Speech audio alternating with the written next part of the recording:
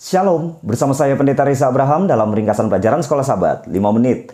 Di pelajaran yang keempat di triwulan ini kita belajar tentang bagaimana Tuhan menyelamatkan kita. Pelajaran Sekolah Sabat sepanjang minggu ini berfokus kepada Efesus pasal 2 ayat 1 sampai dengan ayat yang ke-10. Mari kita lihat pelajaran di belakang ini.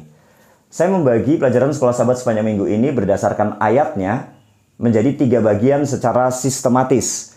Yang pertama, Efesus 2 ayat 1 sampai 3 itu berbicara tentang keberadaan berdosa jemaat Efesus di masa yang lalu. Kemudian yang kedua, Efesus 2 ayat 4 sampai 7 itu berbicara tentang berkat keselamatan dari Tuhan.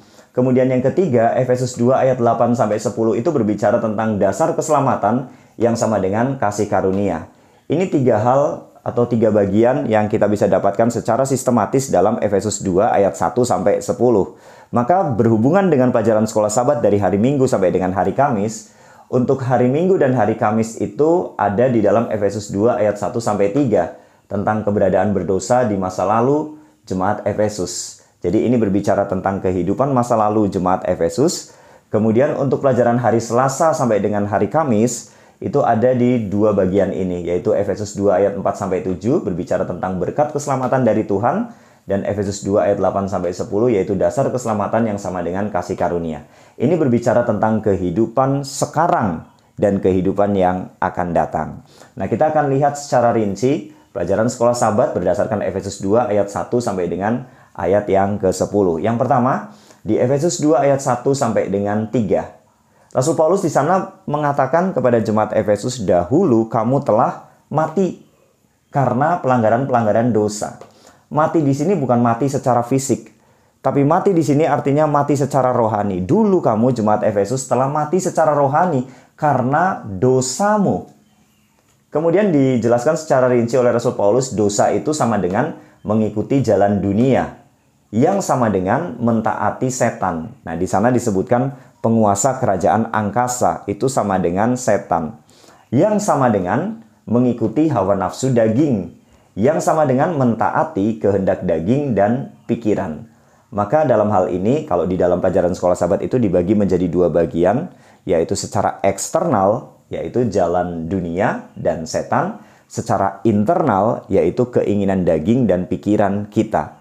Nah, dalam hal ini, di bagian pertama, Rasul Paulus sedang mengatakan kepada jemaat Efesus kehidupan masa lalu mereka mati secara rohani karena dosa mereka. Kemudian dijabarkan inilah yang dosa-dosa itu. Nah, kemudian di Efesus 2 ayat 4 sampai 7 bagian yang kedua, akan tetapi karena kekayaan rahmat Tuhan, maka disebutkan di sana ada kebangkitan Yesus dan juga ada kemuliaan Yesus. Tapi dalam pelajaran Sekolah Sabat ini ditambahkan satu, yaitu kenaikan. Kenapa begitu? Karena memang waktu Yesus bangkit, dia harus naik dahulu, baru dimuliakan di sorga. Jadi 3 hal, kebangkitan, kenaikan, dan kemuliaan. Ketika Rasul Paulus menyatakan 3 hal ini, dikatakan di sana kamu ikut ambil bagian dalam kebangkitan, termasuk dalam kenaikan Yesus, termasuk dalam kemuliaan Yesus. Apa maksudnya di sana? Apakah jemaat Efesus ikut bangkit, naik ke sorga? Jawabnya tidak. Setelah mereka berbalik kepada Yesus, mereka percaya, mereka bertobat, maka mereka mengalami keselamatan. Jadi ini maksudnya adalah pengalaman keselamatan.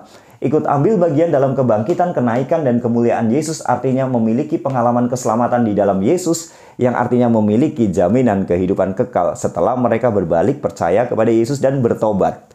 Nah, kemudian di bagian yang ketiga, Efesus 2 ayat 8 sampai 10, Rasul Paulus di sana menekankan lebih dalam tentang keselamatan itu. Dikatakan bahwa karena kasih karunia, kamu diselamatkan oleh iman.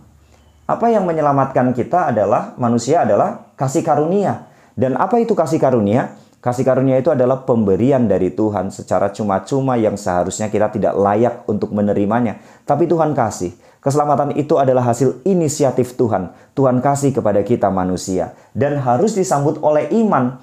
Iman itu adalah sambutan kita kepada keselamatan itu. Yang kemudian karena kamu ciptaan Tuhan untuk melakukan perbuatan-perbuatan baik. Maksudnya, karena kamu telah diselamatkan di dalam Tuhan, dalam keadaan kamu sekarang sudah diselamatkan, maka kamu harus melakukan perbuatan-perbuatan baik. Nah, dalam hal ini bagian ketiga kita mendapatkan sebuah pelajaran bahwa keselamatan itu bukan hasil usaha tapi kasih karunia Tuhan. Artinya, ketika kita melakukan perbuatan baik bukan supaya kita selamat. Ketika kita melakukan hal-hal yang positif bukan supaya kita selamat.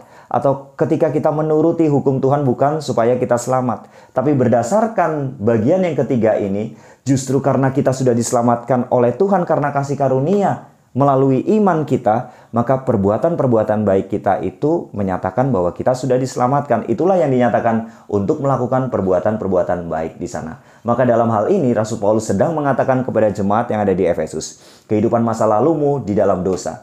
Tapi sekarang setelah kamu menerima Yesus, kamu memiliki pengalaman keselamatan. Dan keselamatan itu akan dibawa sampai kehidupan yang akan datang, yaitu di dalam kehidupan sorga, kalau kamu tetap selalu percaya dan hidup di dalam Yesus. Inilah ringkasan pelajaran Sekolah Sahabat sepanjang minggu ini. Tuhan memberkati.